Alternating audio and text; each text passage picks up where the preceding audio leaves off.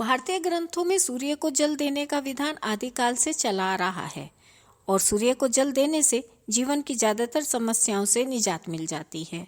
तो आज हम वैल्यू ऑफ नेचर में सूर्य को अर्घ देने के बारे में चर्चा करेंगे कि सूर्य को अर्घ देने से क्या फायदा होता है और सूर्य को अर्घ कब और कैसे देना चाहिए।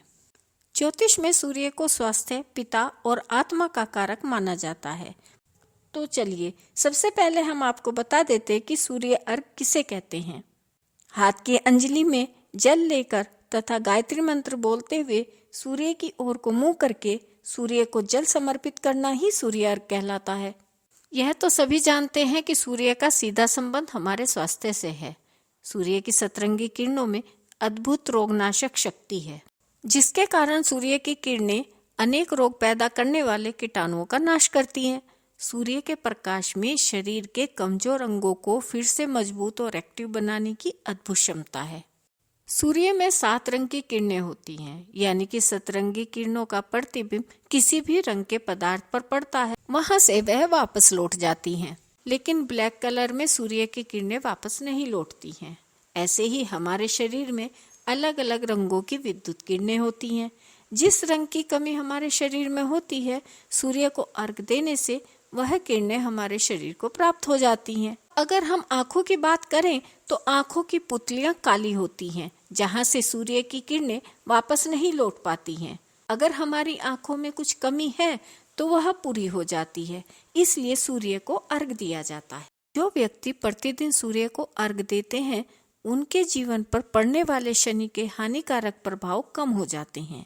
जब हम सूर्य को जल चढ़ाते हैं तो सूर्य ही नहीं बल्कि चंद्रमा से बनने वाले शुभ योग भी स्वयं ही व्यक्ति की कुंडली में विशेष रूप से सक्रिय हो जाते हैं। सूर्य को अर्घ देने के लिए सूर्य के सम्मुख खड़े होकर सूर्य को जल चढ़ाते हैं तो सूर्य की किरणें जल से होते हुए शरीर पर पड़ती हैं, जो बहुत ही लाभकारी होती हैं। वेदा शास्त्रानुसार प्रातः उगते सूर्य के सामने और सायं पश्चिम की ओर छिपते हुए सूर्य के सामने खड़े होकर सूर्य अर्घ देने का विधान है। ऐसा करने से हमारी आंखों को लाभ होता है। लोटे के किनारे उत्तल होने से सूर्य को लोटे से ही जल देना उचित माना जाता है।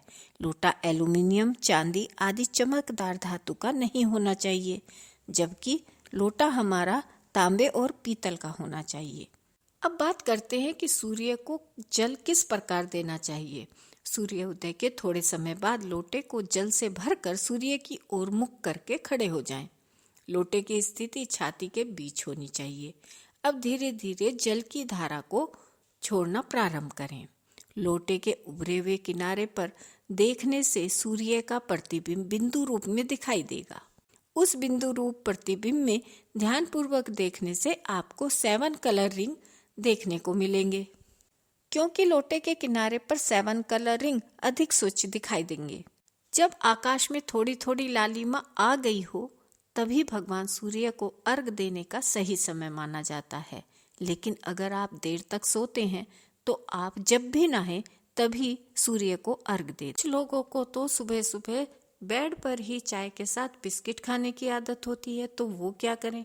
तो कोई बात नहीं, आप सुबह स्नान करके सूर्य को अर्घ अवश्य दे दें। अब प्रश्न यह उठता है कि बरसात के दिनों में और कोहरे के समय में अगर सूर्य दिखाई ना दे तो हमें क्या करना चाहिए? उसके लिए हमें सूर्य उदय होने का समय पता कर लेना चाहिए और पूरब दिशा की ओर मुख करके हमें अर्घ दे देना चाहिए।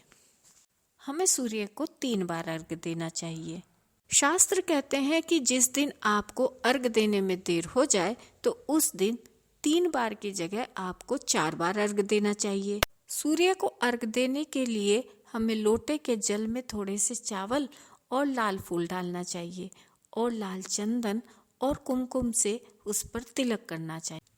ओम सूर्याय नमः या गायत्री मंत्र से अभिमंत्रित करके हमें सूर्य को अर्घ देना चाहिए। सूर्य के अर्घ से शीतल सौम्य रश्मियों का सेवन करने के लिए हमारे महर्षियों ने यह सरल उपाय प्रदान किया है, जो हमारे लिए बहुत ही लाभकारी है। हमारे जीवन और कुंडली में प्रकाश बहुत ही आवश्यक है और वह हमें मिलता है सूर्य से।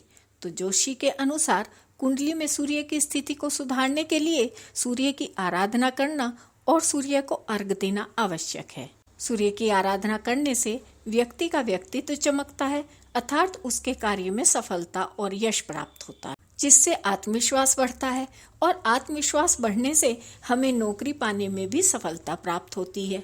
यह भी कह सकते हैं कि यदि हमें तरक्की करनी है या अपने बिजनेस को बढ़ाना है या फिर पढ़ाई में भी तरक्की करनी है तो मेहनत के साथ साथ हमें सूर्य की आराधना और सूर्य को अर्घ अवश्य देना चाहिए। तो अब तो आप समझ ही गए होंगे कि सूर्य को अर्घ देना कितना आवश्यक है। अब अगर आपको हमारी यह जानकारी पसंद आई हो तो प्लीज़ लाइक कीजिए, शेयर कीजिए और सब्सक्राइब करना ना भूलें। ऐसी ही और जानकारी लेकर फिर हाजिर होंगे। तब तक खुश रहें, स्वस्थ रहें और हमारे चैनल से जुड़े रहें। Thank you.